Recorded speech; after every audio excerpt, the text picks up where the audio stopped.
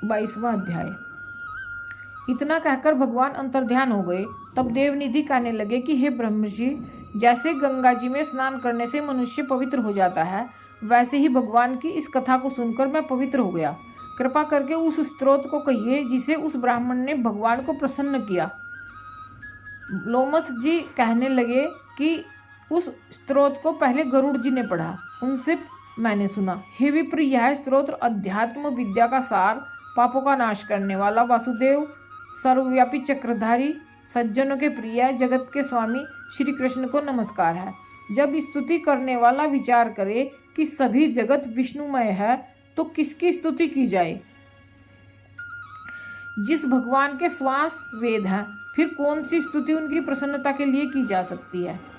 जिस वेद को नहीं जान सकते, न वाणी न मन जान सकता, उसकी स्तुति में अज्ञानी क्या कर सकता है?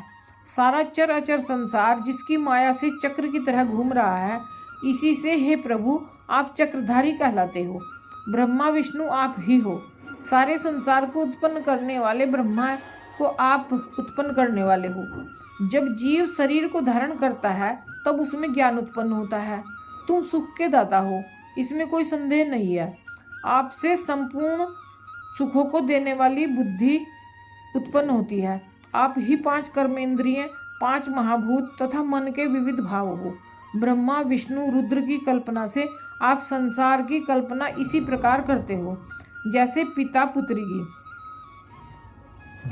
कवियों में जो रूप शोभा देता है, उन निर्गुण विष्णु भगवान को मैं नमस्कार करता हूँ। जिसमें ज्ञान रखने से श्रुतियों में कहे हुए कर्मों को लोग करते हैं, उस परम ब्रह्म को मैं नमस्कार करता हूँ। मैं उस सतरूप हरि को, जिसको योगी लोग सब प्राणियों में आत्म रूप में देखते हैं, उपासना करते हैं, जिसको अद्वैत कहते हुए गाते हैं और यज्ञ करते हैं, उस माधव भगवान को मैं नमस्कार करता हूँ। मनुष्यों को माया तथा मोह में पैदा हुए विचित्र आभास, अहंकार तथा ममता को जानकर खो देते हैं, उन भगवान को मैं नमस्कार करता हूँ। संसार में मनुष्य के मोह रूपी वायु से सदा भभकने वाली ज्वाला आपके चरण कमल की छाया पहुँचने से नहीं जलाती। जिसके स्मरण मात्र से मोह, अज्ञान, रोग, दुख दूर हो जाते हैं, उस अनंत रूप को नमस्कार करता हूँ। जिसमें मिल जाने पर और किसी दूसरे की इच्छा नहीं रहती, जिसको जानकर अद्वैतवादी आत्मा को देखते हैं। यदि विष्णु शब्द का अर्थ और उसके विषय का ज्ञान एक ही होता, तो इस सत्य से हे माधव, इस संसार की माया में फंसकर तेरे ही ध्यान में रत रहता। यदि वेदांत दर्शन में भगवान सारे संसार में व्याप्त है, तो इसी सत्य से भगवान में भरी निर्विघ्न भक्ति हो, जो बीज नहीं है तो भी बिना बीज के स्वयं विद्यमान है, सो वह विष्णु भगवान रूपी रंग से हमारे बीज के टुकड़े टुकड़े को, जो सृष्टि, स्थिति तथा लय के लिए ब्रह्मा विष्णु महेश 3 रूप धारण करते हैं और कार्य में सत, रज और तम, इन तीनों गुणों में विद्यमान है, वह भगवान मुझ पर प्रसन्न हो। जो प्राणियों के हृदय रूपी मंदिर में निर्मल देव वास करते हैं, वह भगवान मुझ पर प्रसन्न हो। जो अविद्या पूर्ण संसार का त्याग करता है, जगत में आप हो, आपका बनाया हुआ विश्व आनंद करता है, आपके त्यागने पर अपवित्र हो जाता है, उसका साथ करने पर भी तुम बिना साथ के बने रहते हो। विकार रहित, जिनके चारवाक पंचभूत योग से पैदा हुए चैतन्य मानते हुए उपासना करते हैं। जैन लोग आपको शरीर का परिणाम मानते हैं और सांख्यवादी तुम्हीं को प्रकृति से परे पुरुष मानकर ध्यान करते हैं। जन्म इत्यादि से रहित चैतन्य रूप सदा आनंद स्वरूप उपनिषद जिसकी महिमा गाते हैं, आकाश आदि 5 महाभूत, देह, मन, बुद्धि, इंद्रियां, सब कुछ तुम ही हो। तुमसे अलग और कुछ नहीं है। तुम ही सब प्राणियों को उत्पन्न करने वाले हो, तुम ही मुझको शरण देने वाले हो। तुम अग्नि, रवि, इंद्र, होम, मंत्र, क्रिया तथा फल सब तुम ही हो। कर्म के फल देने वाले वैकुंठ में तुम्हारे सिवाय कोई नहीं है। मैं तुम्हारी शरण में हूँ। सब प्राणियों के हित तथा उनको शरण देने वाले तुम ही हो। जैसे युवा पुरुष की युवती में और युवती की युवा में प्रीति होती है, वैसी मेरी प्रीति तुम में है। जो पापी भी आपको प्रणाम करता है, उसको यमदूत ऐसे नहीं देखते जैसे उल्लू सूर्य को। प्रत्येक पाप मनुष्य को उस समय तक ही सुख देते हैं जब तक वह आपके चरण कमलों का सहारा नहीं लेता।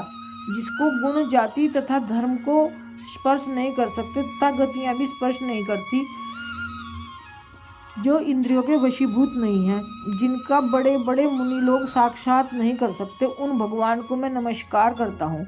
जितने ज्ञान रूपी सुंदर गुण हैं, जिन्होंने सुख स्वरूप मोक्ष रूपी लक्ष्मी का आलिंगन किया, जिन्होंने आत्मस्वरूप सुख भोगा और जिन्होंने ध्यान रूप से मृत्यु को वश में कर लिया, ऐसे मुनियों से सेवित भगवान को नमस्कार है। जो जन्म आदि से अलग है, जिनको काम क्रोध आदि दोष दुख नहीं देते, उन वासुदेव भगवान को मैं नमस्कार करता हूँ। जिनके ज्ञान की गति से अविद्या रूपी मल शुद्ध हो जाता है, जिनके ज्ञान रूपी शस्त्र से संसार रूपी शत्रु का नाश हो जाता है, उन दुखों के नाश करने वाले को मैं नमस्कार करता हूँ। जिस प्रकार सब स्थावर जंगम संसार को उत्पन्न करते हैं, इसी सत्य से भगवान मुझको दर्शन दे।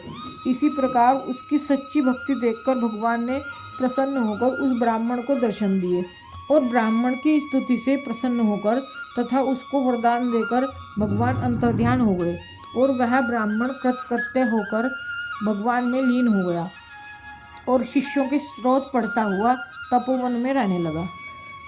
जो कोई स्रोत को पढ़ता अथवा सुनता है, उसकी बुद्धि पाप में नहीं लगती और न ही बुरा फल देखता है।